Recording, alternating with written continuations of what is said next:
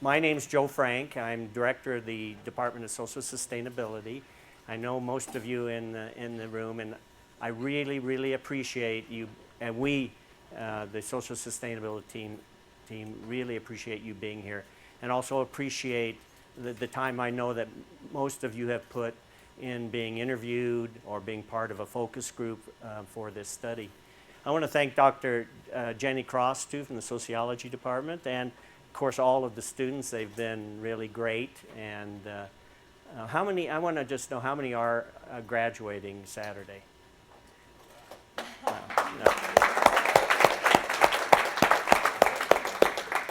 No. We've chatted quite a bit over the last semester and gotten to know you, and you're a great bunch of people, and this is a great class that Jenny teaches. This is real life. I've told you that before. This is real life that you're dealing with, real people, real programs. It's important stuff. And today we're interested, and we're going to hear about the results of their semester-long study on social sustainability and how the social sustainability department can be be useful to you, your departments, and what kinds of issues and more. So I'm not going to talk too much. I'm really anxious. I do want to make one introduction. Sue Beck-Furkis, put down your food. She is our newest member of the Social Sustainability Department. So I think at this point I'll turn it over to you. So welcome. I'm so thrilled that you are here. I'm so thrilled that the class is here. I really want to thank the city for giving our class the opportunity to have a really meaningful research experience. This class is a lot of work for the students, but it's also one of the most valuable learning experiences that they have in college. So I want to thank the city for being our partner. So just a little framework for people who maybe haven't heard me talk about the project before.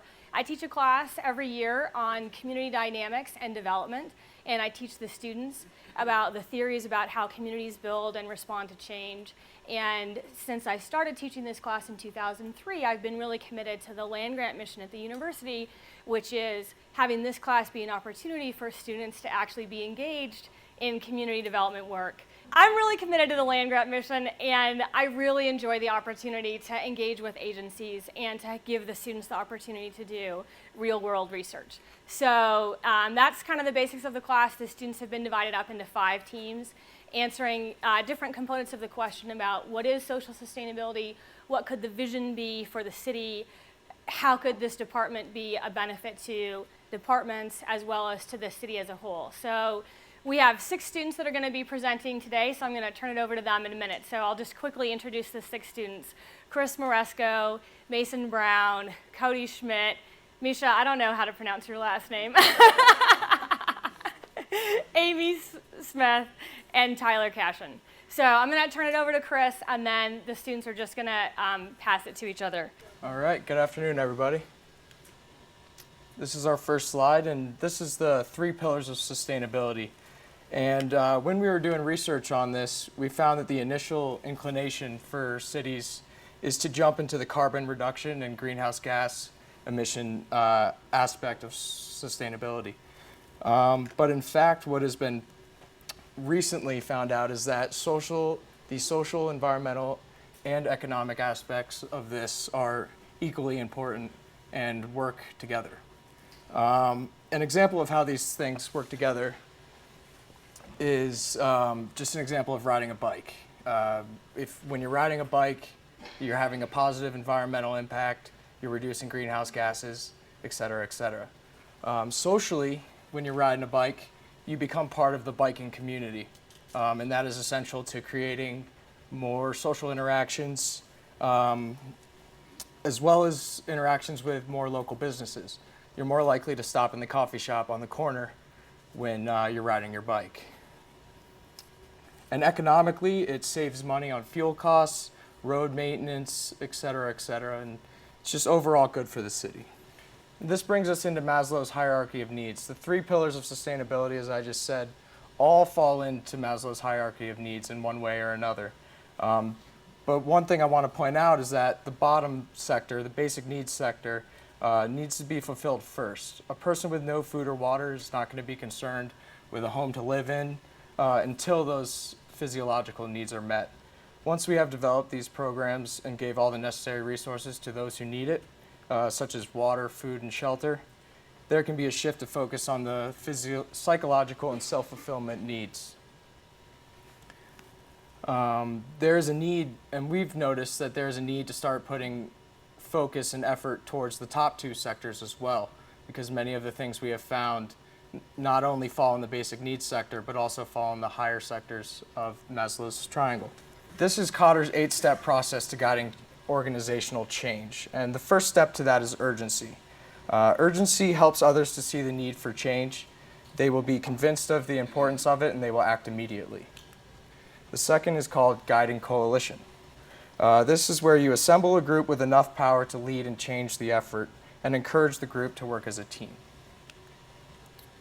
Vision, which my group focused on, is, well, you need to create a vision to help direct the change effort and develop strategies for achieving that vision. Then you need to communicate that vision, making sure as possible, as many people as possible understand and accept the vision strategy.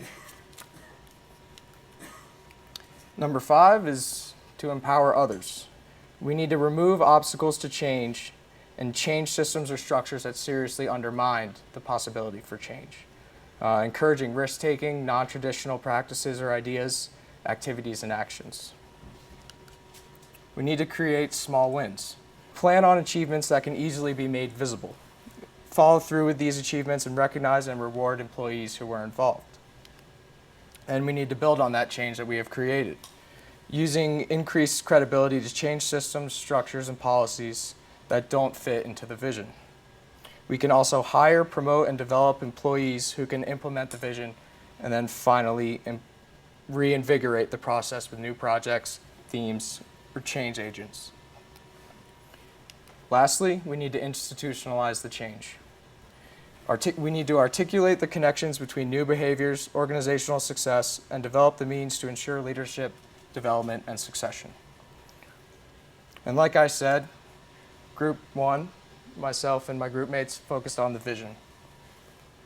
Right now, we see 2 visions involved in the social sustainability department. We have external vision and we have internal vision. Right now, we're not entirely sure which vision is getting the most effort. What we really need is to address both of those equally, and we felt that that was a very big point to make. This is our definition of socially sustainable communities.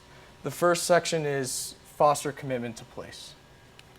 Second, promote individual and community vitality. Third is to build resilience to adversity. Enhance opportunities presented by diversity. Nurture inclusion and connectedness. And that is our socially sustainable definition. It's a working definition. It can always change, as you know, definitions always do. But this is what we came up with this semester, and we felt that this strongly represented social sustainability. And this is our one-sentence mission statement to kind of encapsulate all of that, which is to cultivate a community that promotes civic engagement, fosters commitment to place, and supports a well-being for all. And that's kind of something we decided, you could put on a business card or something like that to just show people in one sentence what you can do with social sustainability. And then that brings me to a section of our project where we looked at other cities around the country and compared them to Fort Collins with the goal of finding best practices. Portland, Oregon came up quite a bit with their public spaces and community gardens coming in front, and as well as land planning and grant funding were also very successful.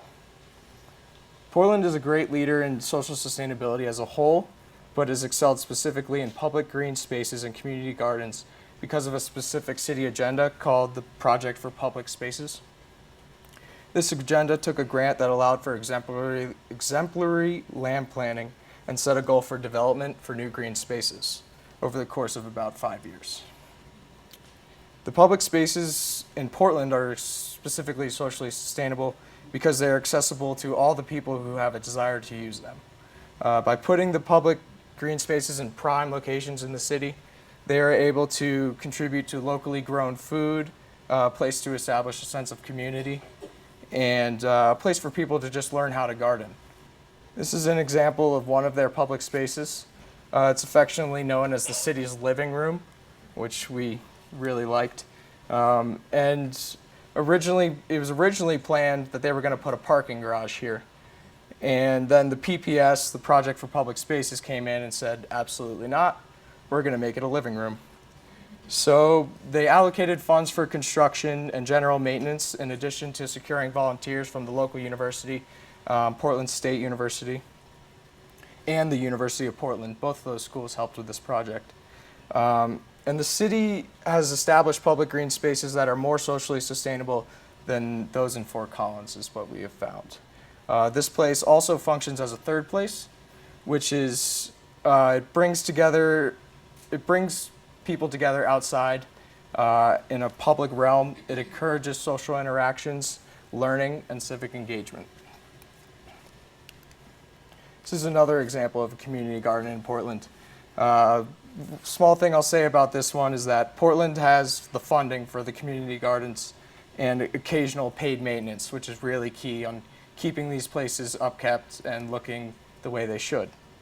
If Fort Collins had more funding for community gardens, they might look exactly like these ones.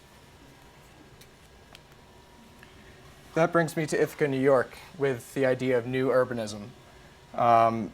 New urbanism is just, in a one-line thing, is basically a new way to look at development in a socially sustainable, environmentally sustainable, and economically sustainable way, incorporating that triple bottom line that we talked about. Ithaca, New York has come up with these neighborhoods that they call eco-villages. They're getting a lot of recognition nowadays, and they've also focused on Ithaca's version of Old Town, which they call the Commons. In the eco-village at Ithaca, they have 3 planned. They are roughly 500 acres in size, except they only use 20% of the land that they have.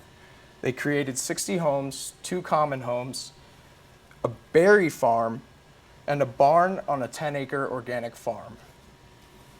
Fort Collins has many different natural areas located around and within the city, but natural areas in Fort Collins are a day trip, not a place where people can call home and develop new urbanistic communities. This is a picture of the Ithaca Commons. As you can see, it looks very similar to Old Town in Fort Collins. But this open space that promotes walking through the downtown area instead of driving, whereas Old Town is very much focused on parking there and driving there, whereas it's somewhat difficult for the majority of the population to walk and really experience a sense of community in this area as we have defined it.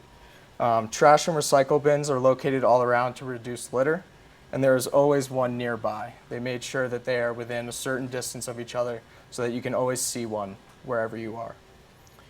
They've also planted a vast majority of trees in this area to help collect rainwater, reduce water runoff into the streets. Then that brings me to transportation sector of social sustainability with Santa Monica, California. That also came up in an interview we made, and it proved to be very successful in social sustainability in the transportation sector. They use transit-oriented development and focus on a 5-minute walk to a grocery store, a transit stop, and an open space for roughly 90% of the housing. The basic goals of their sustainability, of their social sustainability transportation system, is to create a multimodal transportation system that minimizes, where possible, to eliminate pollution, motor vehicle congestion, and without compromising our ability to protect public health and safety. The second one is to facilitate a reduction in automobile dependency in favor of an affordable alternative and sustainable modes of travel. Here's an example. This is a picture of the Santa Monica bus route system. And as you can see, it's very well gridded. And if we were to place these examples of 5-minute walking circles that we've planted onto the Fort Collins bus map, you will find that very few locations in this city are outside of that 5-minute walk.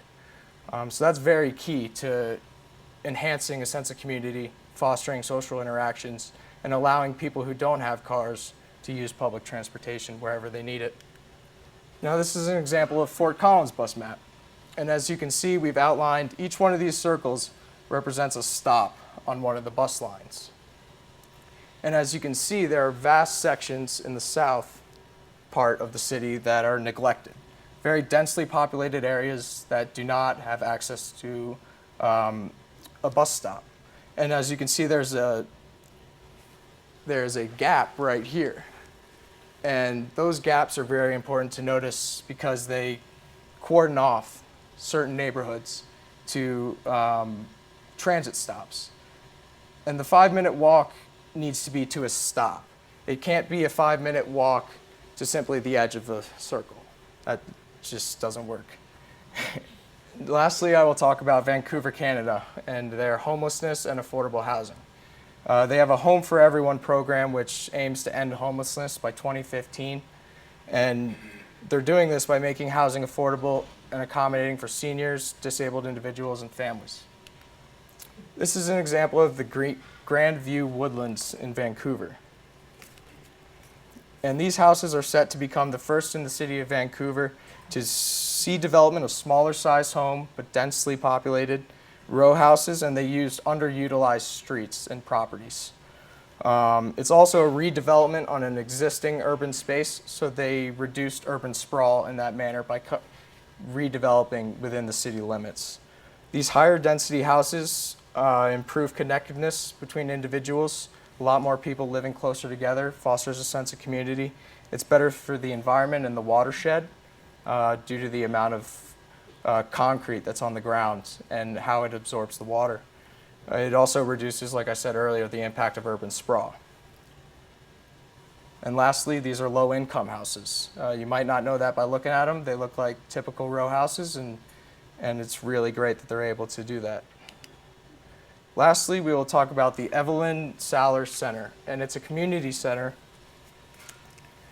that provides a variety of services such as a low-cost cafeteria, free services, which I will go into next, recreational programs, and health services.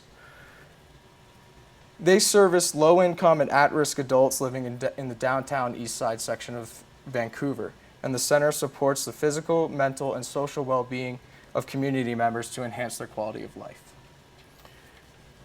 The free programs that they offer are extensive: social, recreational, and life skill development programs, free showers, haircuts, free laundry, and the costs, they also, in their cafeteria, meals are only $2. The membership fee for the recreation aspect is $1. And that just obviously opens the doors for so many people to get involved in the community. Hello, my name is Mason. So before we get into this, it helped to know what exactly my group was looking at. We were tasked to find the needs, identify the issues of Fort Collins, and to look at any place that the city could improve on. In addition to this, we were in charge of trying to measure the success of Fort Collins in social sustainability. So to measure the success, we had to identify what a social sustainability community consisted of. So resiliency. Communities that are resilient have individuals that harness local resources and expertise to help them when faced with adverse situations. The next one would be healthy. A community that's healthy is in a complete state of physical, mental, and social well-being. Diversity. Community, a social sustainability community, recognizes the many different groups of individuals that live within the city. They not only recognize them, but they incorporate them in their daily activities and social services, policy, and development. Connectedness, a community that offers its members the ability to connect with each other in the public spaces, transportation. And the last one is inclusive. This is really about making sure that all populations, all members of the community have access to the same different services, for example, mental health and other things. So with these in mind, we created this table. And so on the left side, there's going to be indicators. Those are what we can measure, the 5 different descriptors of social sustainability. And as you can see, there's some indicators that have many different descriptors in them. For example, rate of suicide. From our research, we know that that's a big deal for Fort Collins and for Larimer County, unfortunately. Excuse me. So from how I described the indicators or the descriptors, you can see that rate of suicide fits in with rate of suicide. You know, it really can fall into a lot of things depending on how you look at it. I think it is resiliency. It shows how our community responds to stressors, how individuals respond to stressors. Healthiness, the lower this rate is, you could make an argument of the more healthy our community is. Connectedness, this is a big one.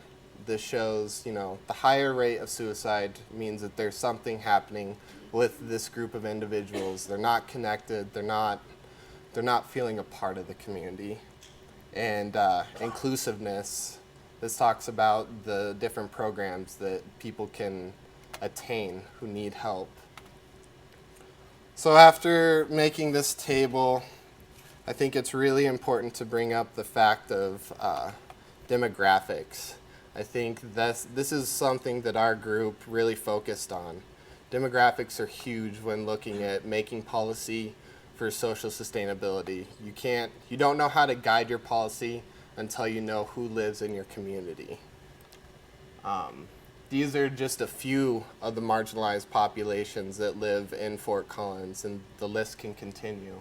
Low income, racial and ethnic minorities, homelessness, children and elderly. It's important to know that these are not just specific categories. They overlap, so they culminate to make like a perfect storm in a sense. Unfortunately, there's people that can have all of these. They represent all of these different populations. So with that in mind, we did some research with census data, and to bring in the urgency of why Fort Collins needs social sustainability, if you look here at the bottom, these are all the percent changes in population compared to the United States, Colorado, Larimer County, and then Boulder, Ithaca, Santa Monica, and Portland. Fort Collins has 20%. That's a ton. I mean, it blows everyone else out of the water. It even blows our state out of the water. So I think it's important to know that in the near future, this community is going to be facing challenges that are unheard of, that we can't even fathom right now. And to have social sustainability in place starting right now is going to give us a foot up in trying to curb these and trying to see what's around the bend. The next demographics are just a breakdown of the different populations within the city and compared that to Boulder, Ithaca, and so on. It's important to note the Hispanic and Latino and the families below poverty line. These, compared to the rest of the cities except for Portland, are relatively high, especially when compared to Boulder. And Boulder has labeled itself as social sustainability kings, basically, in the state. And as our class has talked about numerous times, I don't think so. I don't think their data represents that. I think that they have advertised, and that's how, just because you can advertise something doesn't mean it's actually true. So I think really what to pull out of this is Fort Collins is not that much different than the rest of the cities. Social sustainability is needed and can help and make a difference in shaping our community in the future. So what are we doing well? Grants. I think that everyone can agree here in this room that departments are doing a pretty decent job at attaining grants and seeing what needs to be done for future projects, where the funding can come. I think that Fort Collins and all the departments need to continue to do so and to look at the different fundings that we can get to have different, support different projects that are in existence now and for the future.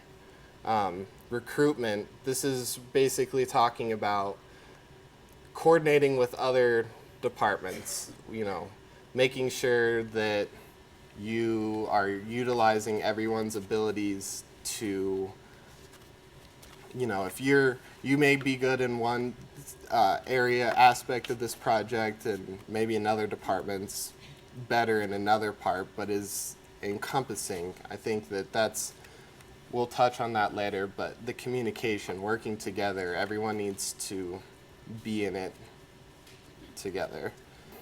All right, successes. This just focuses on the little wins. Can't get discouraged if you don't next week change the world. I think that the most important thing is to realize what you're doing well and to just build on that. Learn from your mistakes, but don't let them drag you down. So this is actually a pretty interesting quote that we got from our interview. And basically it just talks about how the city sometimes does not focus on, the city basically recognizes that there's different populations, but falls a little bit short on accessing them or having the people actually be affected by the plan or by meetings. Some people can't. Transportation is huge, and if you can't make it to the meeting because of transportation, you've got work, you have a full family, a full house. I think that it's important to recognize that and to understand and develop something that can encompass those people as well. So the next slide is going to be talking about GIS. This is the best GIS map that I could get for Fort Collins. This is from a website called Social Explorer, and this is just census blocks from 2010. And from taking a GIS class this year, I've learned a lot. So the reason why this isn't a good map, there's a couple. First, the legend, way too busy. I can't even understand all that's going on. There's way too many things. You're not going to be able to actually pick up on anything. The second is, if you're not from Fort Collins, where are you going to know where the actual neighborhoods are? And I think that that's a huge issue. And for example, this blue square right here, that was talked about with Chris. This is the highest, purple is the highest population. Well, actually blue is, but purple is the next. This is where transportation is lacking. So you can use these maps to see where do we need to focus? What needs to happen? How do we cater to the different aspects of our community? So as I said before, that blue circle was in this corner right here and this. So here's an example of a GIS map from Portland that we found, and it was easily accessible to anyone. As you can see, there's streets. You can tell where neighborhoods are. They've made sure that you have main arteries, and they have a nice, neat legend that's not umpty-jillion different things where you're like, well, I don't know what's the difference between light orange and dark orange. So I think that that's important to have. In addition to that, there's a bunch of other things that you can do with GIS. This is a really neat map that we found. It's the same concept as the circles that we had on the previous. This is a 20-minute walk. So they've mapped out in their city all the locations where a person can walk less than 20 minutes or less to any resources, amenities, gas stations, banks.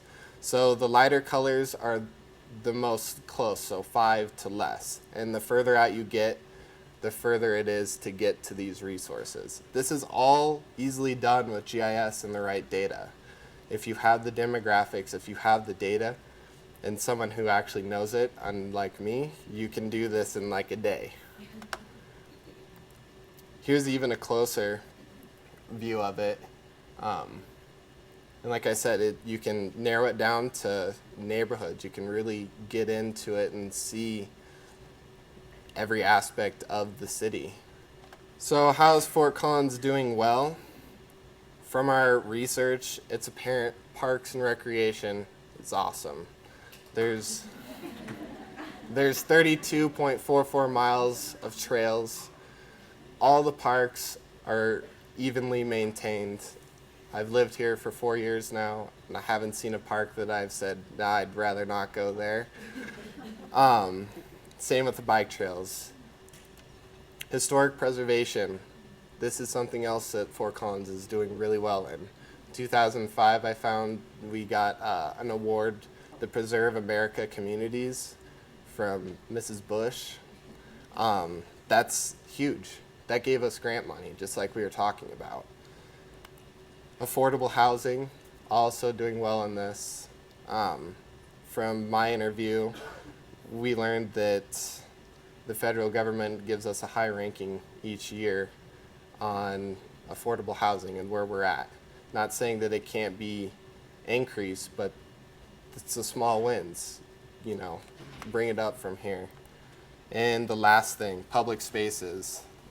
Going with the parks, these are all places that people can meet, college students, families. They're great places, connects the city, gives people commitment to place when you have more of these, including Old Town. The square, the place with the, I forget now the name of it, but with the water spout things. Oak Street Plaza, excuse me. That's a great place. It, you know, that brings families. That's a place where kids can come. It's free. Families can mingle, and so on. So the needs and focuses for Fort Collins, what needs to be improved? Healthcare, mental health. Like I said before, suicide rates are kind of alarming for this county and for the city. Accesses to parks and trails in the northern part of Fort Collins. I know from my interview that this is being worked on, but I felt that it still needs, I don't want it to go to the wayside. I think that this needs to get done. I think grant money needs to funnel down and make sure that this happens. Expansions of multicultural services. I know that the city has a ton of different multicultural bilingual services. An interesting story though from one of our group members' interviews is basically the city has these services, but at the same time there's miscommunication. There was an event for the Latino community in Fort Collins, and there was a translator there, but no Latinos came to the event. Well, looking back on it, everyone said, well, that's weird. Like, why didn't this happen? Advertising. There was no advertising with Spanish in it. So they had no idea that that was even going on. So it's kind of like the disconnect. It's not that it's not existent, it just needs to be focused on more. Homelessness, need to address the frequent flyers, the people that the police officers deal with on a weekly basis, daily basis. who go in, go through the system, come back out, do the same routine over and over again. Also, from the interview with PFA, I think it's important to have areas that during our really cold winter days and nights that all the homeless people can be accommodated for, instead of kind of running around the city looking for a cafeteria to put them in. And like I mentioned before, the GIS demographic. This is going to be huge. This is how you develop policy. This is how you know who you're contacting, how your plans are reaching out to the community, making sure that no one is left behind. All right, hi, I'm Cody, and my group was focused with Kotter's 8 Steps on looking at building a guiding coalition. The guiding coalition is something that should be able to identify true leaders within the community and get a commitment from them to help lead change within the organization. This guiding coalition should have a mix of people from all different levels of the city, from different departments with different backgrounds, so they can really get a handle on how to get change out to everyone within the organization. And from our research, we've seen that the social sustainability department could be a key role or a key player in building this guiding coalition for the city of Fort Collins. Now, a lot of us have all seen this idea of the triple bottom line, and it's something that a lot of people work with in trying to do their jobs. And what we're focused on is the social aspect of it and social sustainability. That's the part that people seem to not know a whole lot about.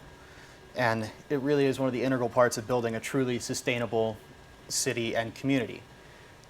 Now you can see here, without the social aspect of it, you only have 2 overlapping parts, and they don't create a fully sustainable city. If you have a city that's environmentally sustainable and economically sustainable, it's viable, but it may not necessarily be a place where people feel they have an actual community where they can go out and interact with people and feel welcome. If you have an economic and a socially sustainable city, it's equitable. There's jobs, people will have work to do, and everyone seems to be on equal footing. There's no real big gaps in inequality. And if you have a socially and an environmentally sustainable city, you have a city that's livable. People want to live there, they like to live there, and you can keep on living there without harming the environment. But if you take any one of these aspects out, you won't end up with a truly sustainable city. And we focused on trying to figure out how to get that social aspect implemented in to make Fort Collins truly and fully sustainable. And then this is just kind of what we looked at, seeing how social sustainability plays into the big picture of the city of Fort Collins right now. Looking at things like the perceived definitions of what people think social sustainability is, the perceived uses for social sustainability, challenges that people are seeing to using social sustainability in their jobs right now, and what kind of role the social sustainability department could be playing within the city of Fort Collins. Now, as far as perceived definitions of what social sustainability is within the city, right now there's a general confusion about what social sustainability is. It's a pretty new concept, and not everyone has a very good grasp on how social sustainability works or what it is. I know our entire class spent weeks trying to figure out what we thought social sustainability was. Several people from our research thought that social sustainability was about health and well-being of not only individuals, but of the community as a whole, making sure that Fort Collins is, again, a sustainable place to live socially, economically, and environmentally.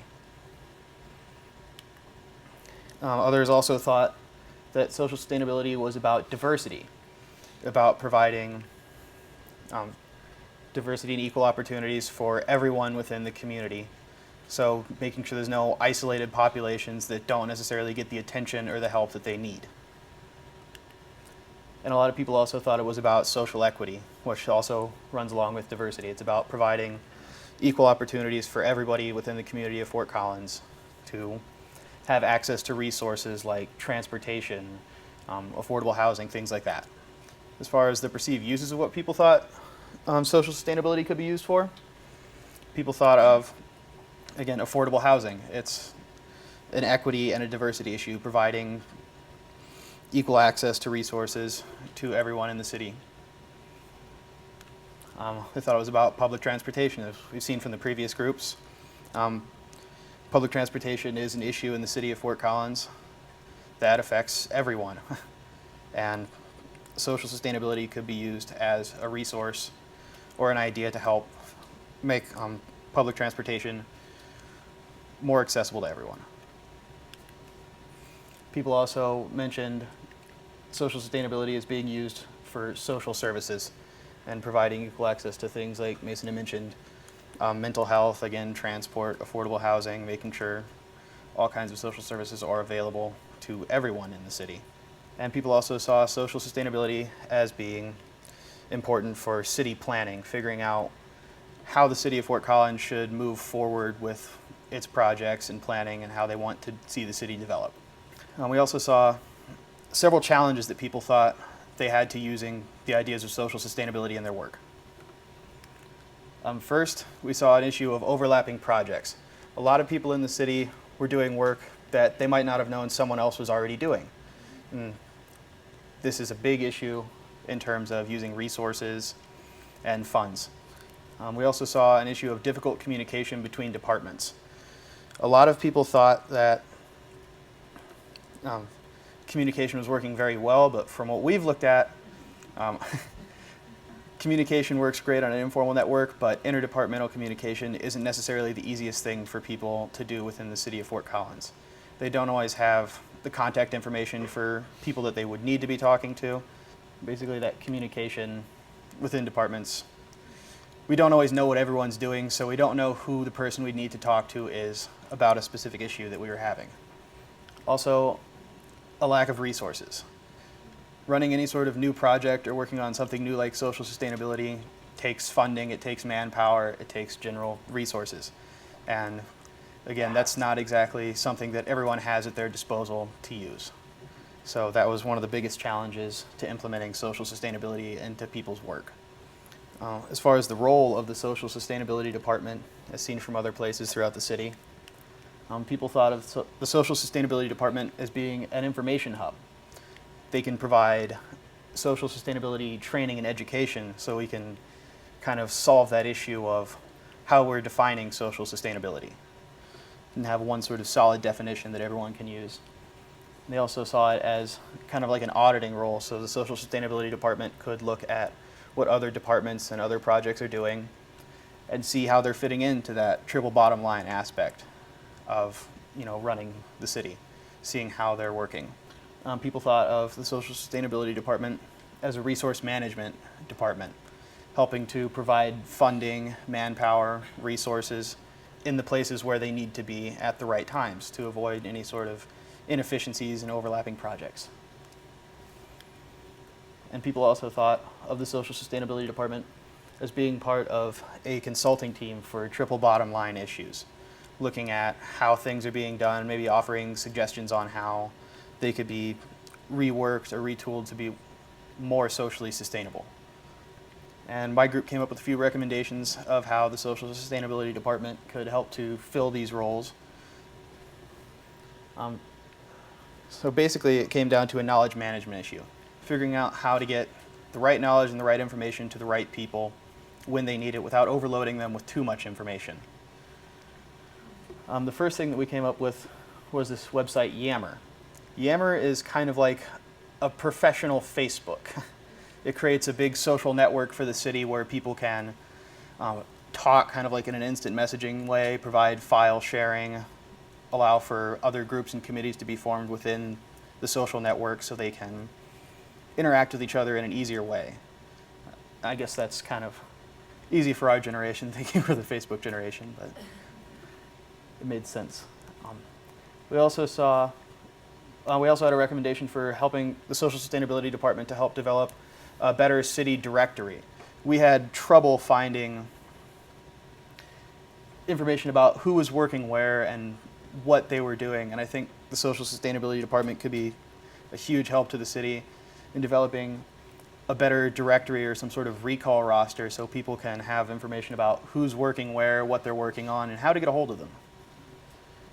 And the biggest recommendation that we had was using a social network analysis survey, which is basically doing a survey of the city to see who's talking to who, what they're communicating about, so we can build a map of communications of the city, see where communication is flowing, so we can get a better idea of how to put people in place to communicate with everyone in the city, to make sure there's no isolated departments that aren't necessarily getting information about things, that aren't hearing about things that are going on. One example of that we had was there was a class in March on socially sustainable practices in businesses that was run by someone. We don't know who. And we know that the social sustainability department wasn't necessarily involved in that class. And it seems like it's something that they might be able to collaborate on and trade information. And that's what my group has for now. My group worked on looking at maybe what the new collaborations could be between departments and the cities. So kind of our biggest, we sort of got ourselves into a tailspin when we started thinking about, should we be looking for collaborations between city departments? Should we be looking for collaborations between different organizations and city departments, or citizens and departments, or all three? And so that was kind of one of our biggest issues. And so when we were thinking about our Kotter's 8-step process, we really focused on urgency, vision, and small wins. And vision, that kind of goes into vision with, is the vision for the social sustainability department to be a resource to other departments of the city, to the citizens of the city, or to other programs and resources within the city.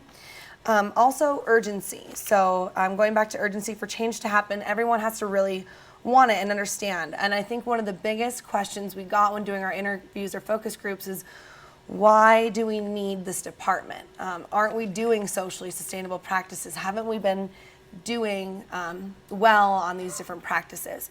And so right now the hardest part is sort of convincing people of the urgency of why social sustainability is important. Over the last 15 years, we've gotten scientific proof of why, environmental sustainability is important. People understand now that we have to watch our emissions and things like that. So social sustainability is sort of in that place right now where people are starting to understand the true importance and impact it has on our actual world. And you want your vision to also be well focused and attainable and easy to communicate. So that also goes into the communication barriers. We also focused on small wins. So short-term wins on the way to a long-term, it creates momentum and it overcomes barriers. And success is the biggest motivator. When you're doing well, you want to keep doing well. So just building on small wins and collaborations that can be easily attainable for the social sustainability department is going to be really helpful in sort of getting everyone else on board. Our main barriers to collaboration right now, as we saw, were communication. Not necessarily that there was a lack of, but sort of a miscommunication. I know that, especially sort of with the reorganization of the departments, I don't know if everybody understood that nobody new was necessarily hired. It was reorganized from different people in the city. And so one of the sort of resentments is like, oh, well, they're starting this new department and we have ideas and resources that we want to get done too. But it was just sort of a lack of communication on how the department was organized.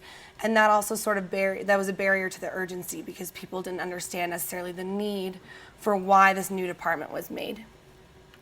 And then obviously the urgency of need. A lot of people didn't understand why we needed the social sustainability department because a lot of these initiatives, like Fort Collins is doing really great, and a lot of these initiatives are already underway, and different departments are taking care of them. So we really wanted to work on that. And then also to clarify the goals, the external or internal focus. And we sort of came to the conclusion that it definitely has to be both. In order for a collaboration and for a department to really make a difference, we need to collaborate not only with other departments, but also with citizens and also with different organizations within the city. So in order to sort of mitigate these barriers, it sounds like you guys hired on a new person, and so this might be something that we could suggest for part of your job, but sort of a community liaison position, or like, so maybe a person who's in contact with agencies and departments who has a social sustainability sort of framework, who can coordinate maybe creating access to the training or creating access to the funding.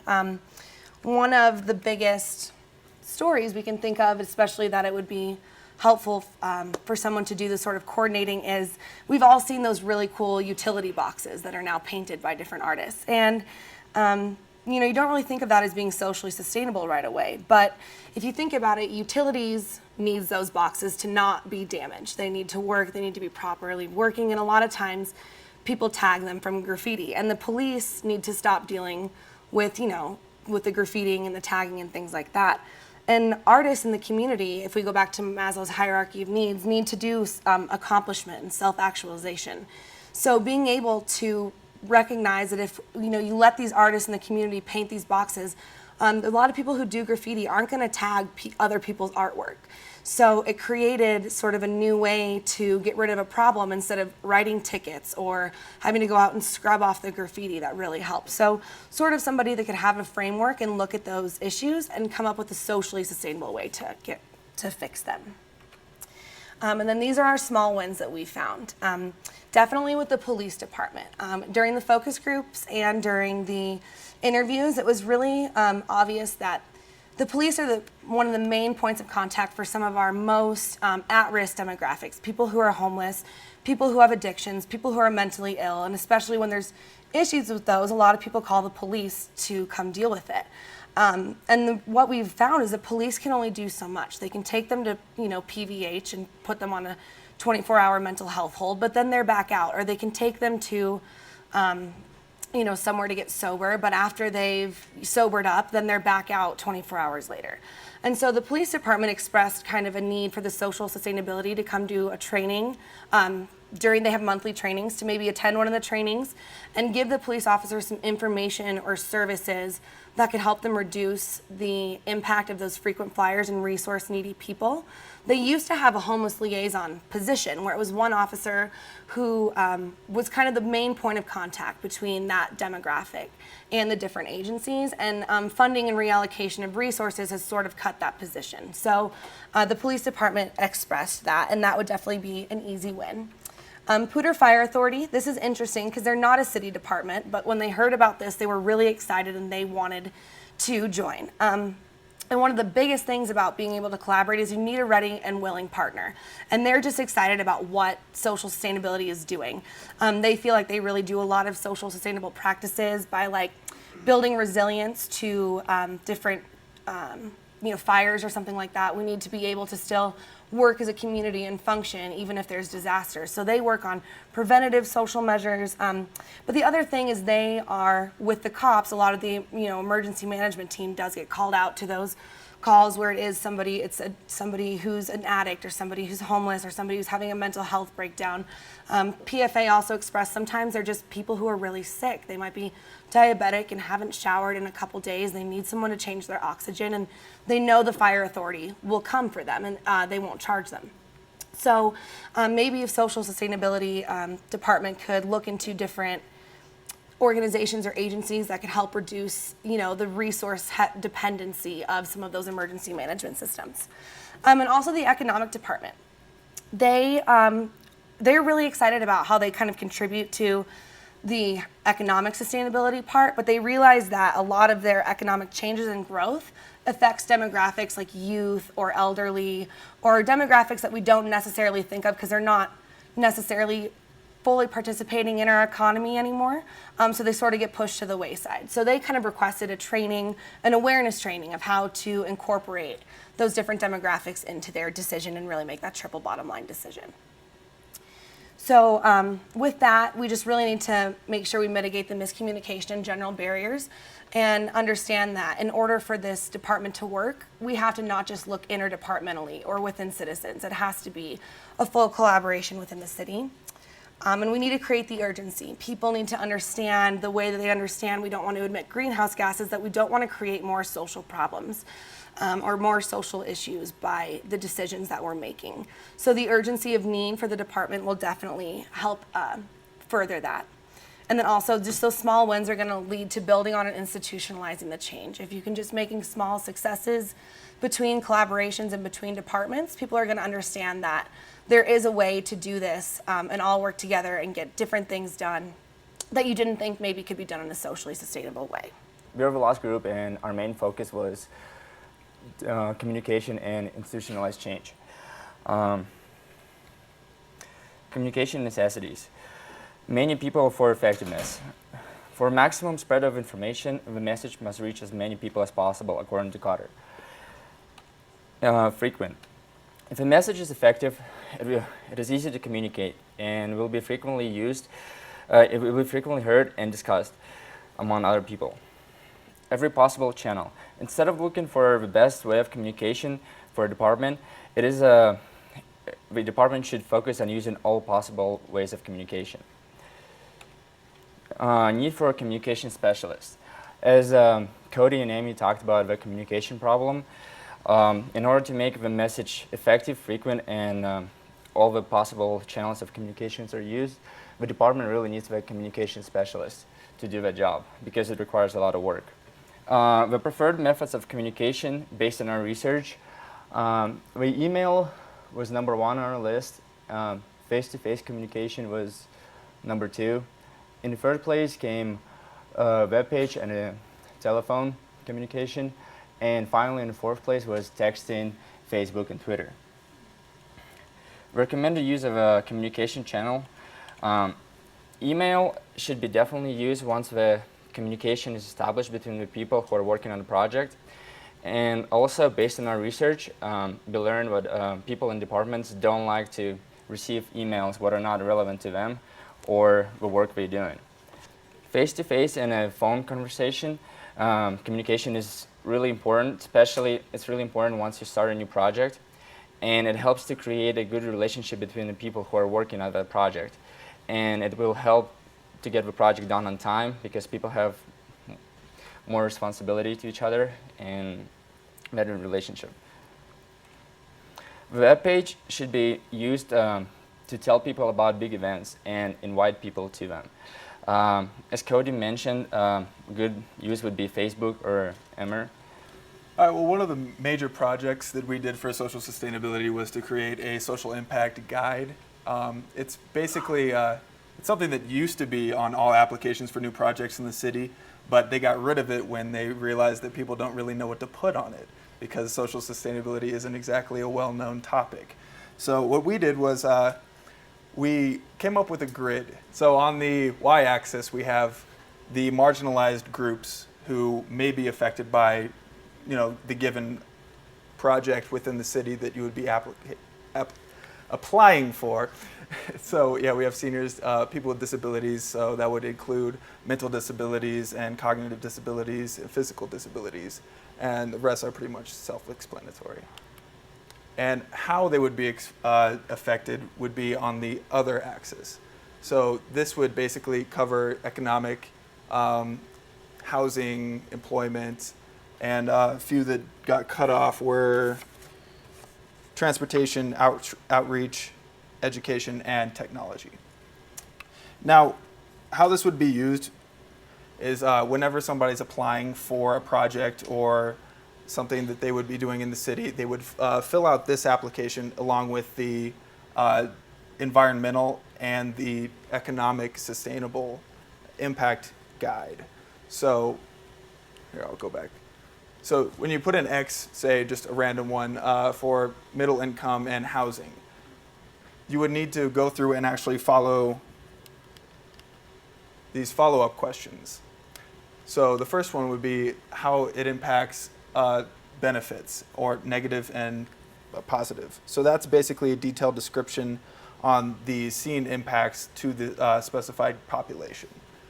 The degree of benefit is how many affected, if it's possible to get a rounded estimate about how many people in that demographic are affected. And this would be measured monetarily or if any quantifiable source is available. The assessment process is basically a detailed description of the analysis techniques.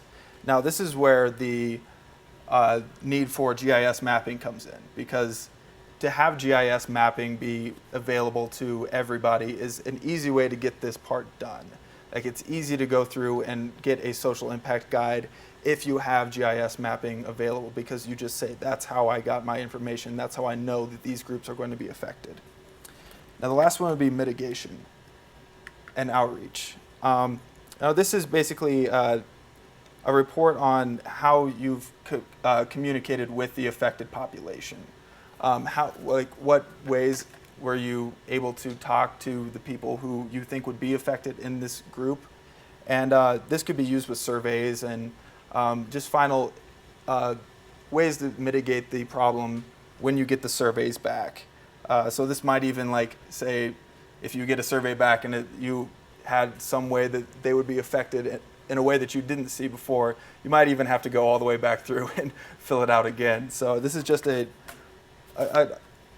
more detailed way to figure out how you would be impacting somebody or a social group. Now, the art in public places was interesting to us as the communication group because, like Amy kind of discussed it earlier, it's a group or a collaboration between Light and Power and local artists. And what they'll do is they'll come by and paint transformers, which usually get tagged by graffiti artists, gang members, whatever, and they'll make it look nice, like it fits there. It's fun to look at. And it reduces maintenance costs because people aren't tagging it up all the time because it's already tagged up.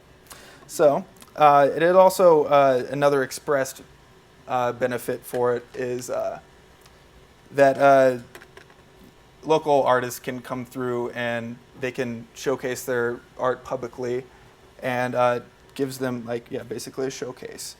But what hasn't been talked about is the social impacts, and that it's social sustainability, but it's in disguise. People don't talk about how it's socially sustainable, and that's a problem because it's not being communicated. Now, it makes Fort Collins unique and an interesting place to live. It shows collaboration within the city, which is something that social sustainability should do. And we've talked about collaboration. It's socially sustainable in that it's a good dynamic in between departments, and then it benefits all parties involved. Now, this is a big so, because we need to talk about how these projects and other projects are socially sustainable. Because if you don't advertise how things are socially sustainable, you don't know that this city is much better than Boulder, because it is. So we need to advertise the things in our city that we're already doing that are socially sustainable, so that it'll give people a tangible thing to hold on to say not only that this is social sustainability, but that our city is good at it, and it gives us ways to move on, to institutionalize the change. So, to wrap up, what is social sustainability? If you're gonna talk to your best friend or somebody, talking points on what is social sustainability. So a socially sustainable community is resilient to adversity in that it prepares for adversity and allows for the ease of collaboration and promotes resilience. It is a healthy community in that it promotes healthy community habits and allows for the functions that are characteristic of a community that we've discussed. It is diverse, inclusive, and beneficial to everybody that lives there, and that it maintains a diverse community that is including of all citizens and therefore beneficial to everybody. It is connected in that it nurtures connectedness and connections between departments and the departments and citizens. And it touches on all aspects of individualism and community aspects, and that it doesn't just focus on the lower end of Maslow's hierarchy of needs, but it touches on every single one. So that is where we'll end it off. I'd like to thank everybody who helped us gather data and for sitting in our focus groups and our interviews, and just anybody who contributed to this. This is why we had a good presentation, so I hope so. And now I'd like to open it up for questions.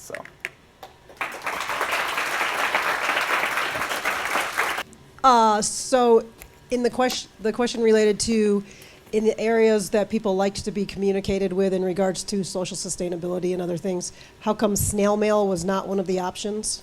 Because it wasn't one of the answers in our interviews and focus groups, because no one mentioned it, so that's why. Okay, thank you. Apart from all the information that you've shared with us today, what's the one either most profound or exciting thing that you've learned from this whole process for you personally? Anybody? I think one of the biggest things that I learned through this whole process is just how important community is to sort of the vitality of a city. I didn't really think about community in a way of social networks or in a way of everybody working together to create one common goal necessarily. I sort of thought of it as more of like a neighborhood concept, and the more that we've researched the social sustainability and the aspects of community, I've sort of understood in my own, I'm a criminology major, so a lot of things that I do, I think about at-risk youth and helping maybe ex-convicts come back into the community and things like that. And so the biggest thing for me is that throughout criminology, we never had a community class. I took this as a general social class, and I don't understand why you wouldn't, because they're from the community, they'll go back into the community. So for me, it was sort of a big eye-opener that you need to make sure that you're really thinking about all the aspects of what you're doing, and not just sort of shoving one under the rug, because it ended up being a huge aspect. One of the things you said right at the beginning was, as one of the key attributes, was sense of place, and I was particularly intrigued by that, and wondered what you saw as a best practice. Does Fort Collins look like we're having a best practice, or some of your other evaluations, did you see better examples that we should follow? So you're looking for a best example of what creates a sense of place? Well, if you don't create a sense of place and people within the community don't feel a connection to their place or their city, then they won't feel moved to be a civic participant in their daily lives and with environmental, economic, and social matters. Yeah, sure. An example of creating a sense of place in Fort Collins, right? Let's see. Wow. I would say the parks and rec. There are just so many opportunities within the city to get out into the city, enjoy the wildlife, enjoy the parks, and just get out and enjoy the outdoors that Colorado has to offer. And I think a lot of us here are outdoor lovers, and it's created a sense of community and really encourages people to get outside and perform in social interactions and just really create places where people enjoy to go and live. Thanks. This was really great. I have to say that. I'm sure everyone sitting here is thinking that, so thank you. And the question I had is the last slide where you had 5 or 6 bullet points on how you would define sustainability. Was it just your subgroup, or was it the whole class that came up with that, and what process did you use? And I wanted to just add one comment that one of the points was healthy community habits, and I love that because adding the word habits really makes it much more dynamic and responsible, versus healthy community in my mind seems more static, and I have not seen that phrasing used before, so I really love that. It was basically how I rephrased the topics that was in Mason's project. I don't actually have them here with me, but the resiliency, healthy community, diversity, inclusive, and connected. And I think that just the entire project embodied healthy habits for how a community should act. I mean, we focused on sustainability, but throughout the semester we were learning how a healthy community should act. So I think that each group kind of touched on that a little bit. I just wanted to kind of encompass that in that final takeaway. You mentioned Ithaca Commons being a great communal space, and then you went on to talk about how Fort Collins has a parking and driving kind of dependency issue.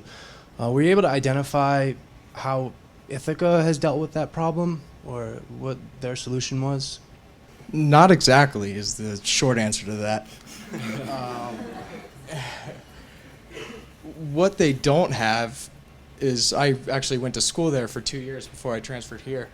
And so I was able to get an intimate connection with the place. And what they don't have is they don't have parking. They don't have parking.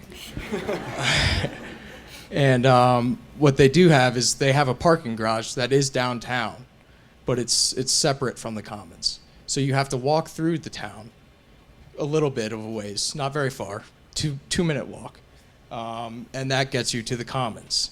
And that promotes more walking throughout the city. Right, exactly. You don't have to drive around and to make 3 or 4 U-turns to try and park down in Old Town. Did you guys consider the effect of our transit-oriented development, the Mason Street corridor, on your analysis in general? I mean, yeah, we definitely considered it. I think a lot of people were sort of there was also a general confusion about the mass transit system too. I think people were sort of like, why do we need it when we have empty buses running around the town anyways? But it was one of those things where when we bring that max transit system in, we definitely thought about how that was going to create more access and create more people on the buses. But since it's not quite there yet, and we didn't have access, we had the public access to the plans, but since we're not exactly sure the development that's going to come up around that, I know a lot of people are probably going to want to develop new shopping areas and new amenities. So until we sort of see how it all pans out, we were unable to give an exact sort of look on how that's going to affect it. If you think about that map that we showed of Santa Monica has that 5-minute, quarter-mile distance. So kind of what is really considered walking distance is a quarter-mile radius. And so they have that for 90% of the people in the city now. So Fort Collins is going to put the Max line down Mason, but that's just one north-south artery. If you look at the Santa Monica, they had like 5 or 6 north-south arteries. So in order for Fort Collins to be connected and to really maximize use of that, you've got to get the east-west trajectories to look like that. And there is one, the one that was on the map that had all the orange circles around it. That's the circuit that goes down Prospect and up Elizabeth, the bus route that I think it's Prospect and Elizabeth. That route is the only one that has both things, that it has that tightness on both sides of it, and it also has enough stops in between. All the other bus routes sometimes have a gap of more than a half a mile from the corner intersection bus stop on Drake and Taft. The next stop south from Taft is more than a half a mile. There should be 3 stops in between there if you want people in those neighborhoods to use it. So if Max is going to bring people out of their cars and to using that, you've got to have east-west arteries that feed to it. And without those connections, all it will do is drive traffic. Are people going to be able to park somewhere near that line and go up and down it? Otherwise, you're still going to have kind of half car dependency in it, and the Max line will not be as utilized as it can be. So that's just one artery. Look at the Santa Monica map, because they have many arteries that cross over each other. You guys touched on some of our main qualities, the bikes, things that we're doing, and then the art in public places. And there's another real obvious one that might raise a question about healthy habits, that being the what goes with the bikes. What else do we have? We have beer. Yeah. Did you consider that? Did you think about it? You know that there are some problems with drinking and beer in this town. Don't get me wrong, I like beer and stuff, but just curious whether that came up looking at our city. We were looking at every single aspect that we could possibly think of for each group, and that never came up for some reason. We were looking at everybody else and not us. It came up in our group. I know Brooke, actually, if you don't mind, I'm going to let you talk about it because I don't know what you said. Yeah. Brooke talked to Parks and Planning, and they definitely had a little bit to say about it. So. It did come up a little bit in some of the research that I did. A lot of it really factored more into bringing together that sense of community and that sense of place, because it is something that people in Fort Collins are very passionate about. And it was actually when I was talking to the Natural Areas Department, I believe, they said bikes, beers, and natural areas was pretty much in the DNA of Fort Collins. And so it is, even though it can cause issues, it's definitely also something that we see as a real benefit to the community in Fort Collins. We're very proud of it. It's something that we do well. It's something that brings people here to visit, to live. So it did come up briefly, but definitely more as like a positive aspect, and something that I think the majority of Fort Collins citizens are proud of. So it was a fun, a fun thing to have in our community. So in conducting your data then, you're talking about the groups, Parks and Rec and all that you interviewed. Did you also interview those at-risk populations like the homeless, and so you didn't talk to people in those different groups that you identified?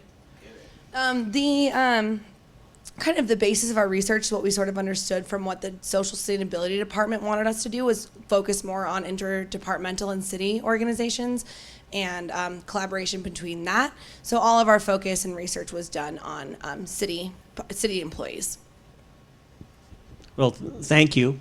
Let's have a round of applause for the students. Woo.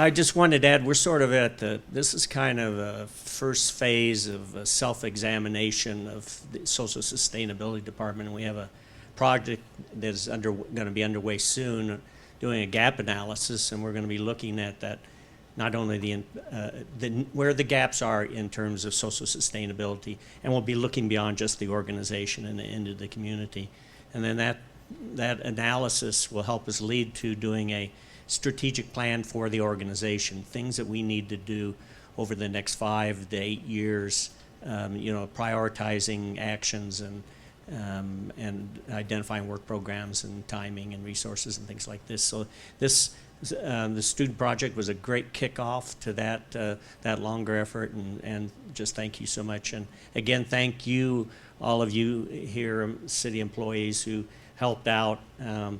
I know you gave a lot of time, and we really, really do appreciate it. So thank you very much, and thank you so much for coming today, too.